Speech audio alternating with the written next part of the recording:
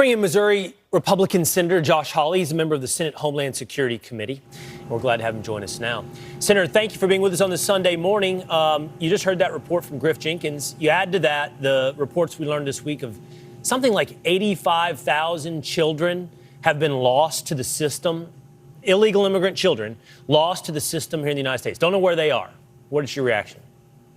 Well, listen, it's a travesty, and the Biden administration is absolutely morally responsible for what is happening to these kids. 85,000 kids who they've completely lost track of. Now, the thing is, we know, though, what they're doing, these 85,000 kids. They have been sold into modern-day slavery. They are in slaughterhouses. They are in factories. They are working overnight. They are in roofing companies. They're not getting paid. These global multinational corporations are taking advantage of them. And by the way, displacing American workers at the same time. And all I can figure is the Biden administration doesn't care because they are such open border fanatics.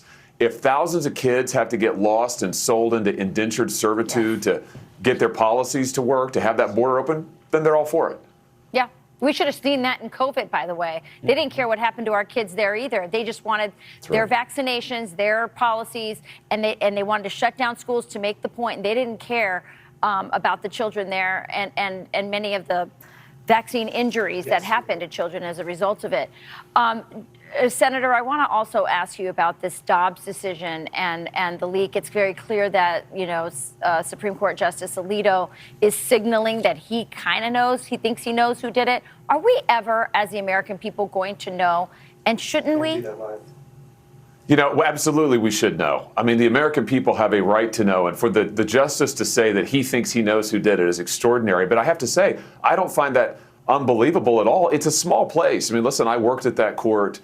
There's only 36 clerks at that court. I mean, it's not like it's a massive place to work. I mean, if they wanted to find the leaker, here's the bottom line. If they wanted to find the leaker, they could find the leaker. And the truth is, I don't think they really wanted to. And I think that's what Justice Alito is really getting at there. He's saying, listen, I think I know who it is. It's not complicated. This is a travesty, and it's going to happen again. I mean, mark my words, if you can do this one time, and you can bring all this pressure to bear, you still had people marching around Amy Coney Barrett's home.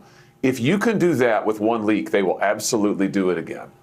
It's staggering.